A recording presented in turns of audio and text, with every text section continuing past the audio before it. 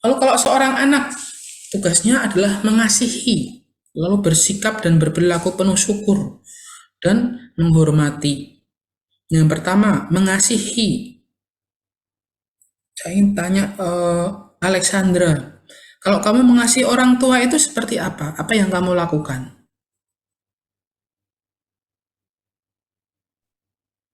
Contohnya, Pak, Iya, hmm, bantuin bersih-bersih mama. bantuin bersih-bersih. Itu juga termasuk bentuk kita mengasihi orang tua gitu kan ya, membantu orang tua kita. Nah, di sini ada yang pernah berkunjung ke panti jompo atau ada yang udah pernah ke panti jompo? Ya mungkin nanti kalau ada kesempatan teman-teman bisa melakukan bakti sosial di panti jompo gitu ya. Lalu ketika di sana bisa sharing-sharing, bisa cerita-cerita. Mungkin ada yang tiba-tiba ketika ada cerita, orang-orang yang di sana itu akan menangis. Karena ya yang mereka rasakan ketika di panti jompo itu adalah perasaan yang sedih gitu ya. Kenapa kok bisa sedih? Ya, ya tidak semuanya mengalami seperti itu, tapi mungkin ada satu, dua, atau beberapa itu yang merasa ketika dia ditaruh oleh anaknya di panti jompo itu ya kayak merasa dibuang gitu ya. Kenapa kok dibuang? Ya karena mungkin anaknya tidak mau mengurusi karena mungkin repot atau mungkin jijik gitu kan. Kenapa kok jijik? Ya misalnya kalau ya namanya orang tua apalagi yang udah lanjut benar-benar lanjut usia itu kan mau misalnya makan aja kadang belepotan, berantakan. Kalau misal mau buang air kecil, buang air besar kadang-kadang kan ya entah kelupaan atau gimana tiba-tiba sudah tahu-tahu aja celananya basah seperti itu dan untuk membersihkan kan kadang-kadang ada yang merasa jijik itu kan ya. Nah, untuk menghindari hal itu mungkin ada anaknya itu yang kemudian menaruhnya di panti jompo. Nah, jangan sampai kita nanti ketika sudah berkeluarga, lalu sudah punya anak, punya keluarga sendiri, kita melakukan hal seperti itu. Meskipun kita sudah punya keluarga, dan ketika orang tua kita, ya misalnya nanti sudah cukup lanjut usia, ya tidak ada salahnya tinggal dengan kita rawat seperti itu. Karena itu bentuk bagaimana kita mengasihi orang tua kita. Kalau kita ingat, kita kecil, waktu kecil itu kan orang tua, terutama ibu kita, itu yang selalu mengurus kita. Kita misalnya pup di celana, dibersihkan oleh ibu kita. Lalu misalnya makan belepotan dan seterusnya. Nah orang tua itu nggak pernah merasa jijik. Nah nanti kita ketika udah dewasa berkeluarga juga melakukan hal yang sama. Lalu yang kedua bersikap dan berperilaku penuh syukur. Nah ini bagaimana kita mensyukuri apa yang sudah diberikan oleh orang tua kita. Bagaimanapun keadaan orang tua, apa yang mereka berikan kepada kita itu adalah perjuangan dari mereka. Nah, mungkin di sini ada yang ketika kita minta sesuatu, orang tuanya bisa langsung memberikan gitu kan ya. Tapi di keluarga yang lain belum tentu seperti itu. Ketika meminta sesuatu, ya bisa mengatakan nanti dulu ya anak, saya coba carikan uangnya untuk membeli. Nah, itu juga bentuk perjuangan dari orang tua kita. Jadi apapun yang mereka berikan kepada kita harus mensyukuri. Dan yang terakhir adalah menghormati. Ini jelas. Ya kita jangan sampai menjadi anak yang durhaka gitu ya, harus menghormati. Lalu tugas seorang anak yang kedua itu membina hubungan yang baik dengan kakak dan adik. Nah, ini bagi yang punya saudara. Itu harus dijaga. Itu peran dan tugas dari masing-masing pribadi di dalam keluarga. Jadi suami punya tugas sendiri, istri itu punya tugas sendiri, anak juga ada kewajibannya sendiri, dan itu semua harus disadari masing-masing dan harus dijalankan dengan baik. Karena misal ada satu hal saja yang tidak dijalankan, pasti keluarga itu akan bermasalah. Itu. Nah, kalau ini ada ajaran kitab suci tentang perkawinan, nanti bisa apa teman-teman cari sendiri dari Lukas. Ini tentang yang pertama ini ketika Yesus diajak oleh Bunda Maria dan Santo Yusuf ke Yerusalem. Lalu Yesus itu tertinggal di sana gitu ya. Nah, di sini menunjukkan bahwa keluarga Nazaret atau keluarga kudus, Bunda Maria, Santo Yusuf, dan Yesus itu sebagai sebuah teladan keluarga yang ideal. Karena apa? Karena dari kita lihat pribadi-pribadinya, Santo Yusuf, suami Maria, ya meskipun ketika di awal itu ya, Santo Yusuf tuh ingin menceraikan Bunda Maria karena sudah hamil sebelum menikah, tetapi ternyata tidak seperti itu. Santo Yusuf itu pribadi yang sabar dan pekerja keras. Dia mau melakukan apapun untuk keluarganya. Nah, dia adalah contoh seorang suami yang bisa diteladani. Lalu Bunda Maria.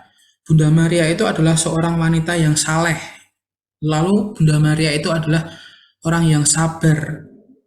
Buktinya apa? Buktinya dalam kisah ini, perikop itu ketika Yesus ditemukan di bait Allah, kemudian Bunda Maria bertanya, mengapa engkau melakukan demikian? Artinya, Bunda Maria dan Santo Yusuf itu udah jalan jauh gitu ya. Karena rumahnya itu ada di daerah Galilea, sedangkan mereka itu pergi ke Yerusalem, jaraknya 120 kilometeran. Dan itu jalan kaki. Bayangkan, udah jalan 120, balik lagi. Nah, mendengar jawaban Yesus seperti itu kan, ya kayak Yesus tuh kayak anak nakal ketika kecil itu ya. Mengapa engkau mencari aku? Nah, itu jawaban yang bagi Bunda Maria adalah jawaban yang dari anak nakal. Tapi Bunda Maria tidak marahi Yesus. Justru Bunda Maria tetap bersabar dan tetap mendidik Yesus dengan baik. Itulah contoh dari keluarga Nazaret. Dan itu menjadi teladan bagi keluarga-keluarga Kristen.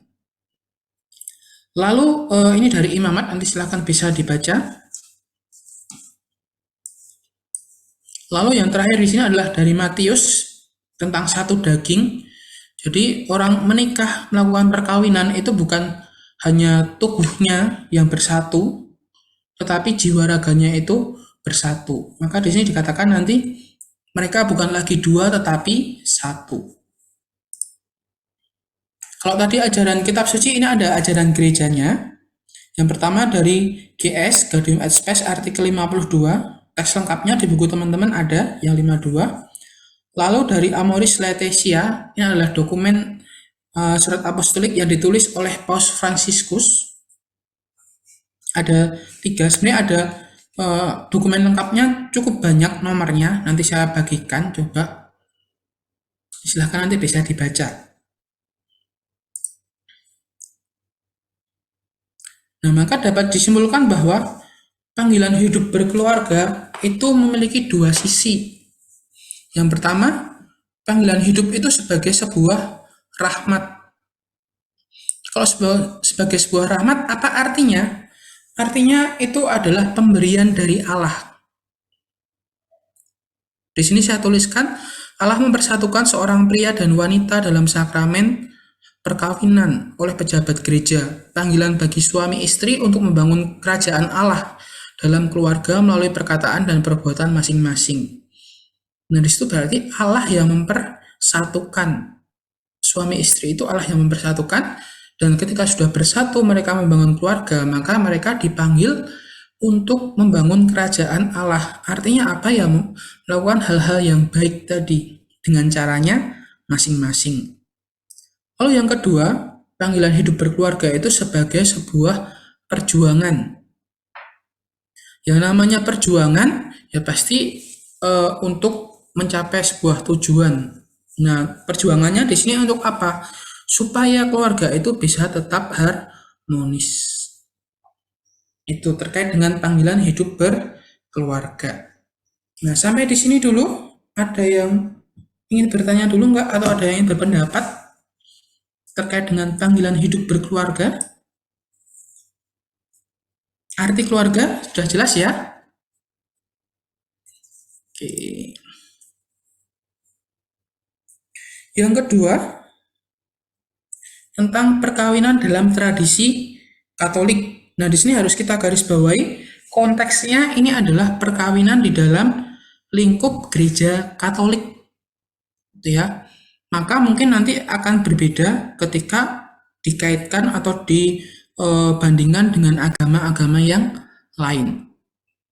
Nah, di sini saya menuliskan perkawinan antara seorang laki-laki dan seorang perempuan yang telah dibaptis. Keduanya mengikrarkan janji di hadapan imam dan saksi. Karena ciri khas dari perkawinan Katolik itu nanti akan ada sebutan perkawinan yang sakramental atau perkawinan Katolik itu sendiri. Apa artinya perkawinan Katolik itu sendiri? Artinya adalah perkawinan itu benar-benar sah dan layak di mata gereja Katolik. Salah satu syaratnya ya suami istri itu sudah dibaptis secara Katolik, dan juga janji yang diucapkan oleh suami istri itu diucapkan di hadapan imam, dan nanti ada saksinya. Saksinya harus dua. Satu boleh nggak boleh, harus dua. Nah, ketika kita membahas tentang perkawinan dalam tradisi Katolik, itu semua diatur. Jadi ketika orang akan menikah itu ada aturannya, ada hukumnya, ada panduannya.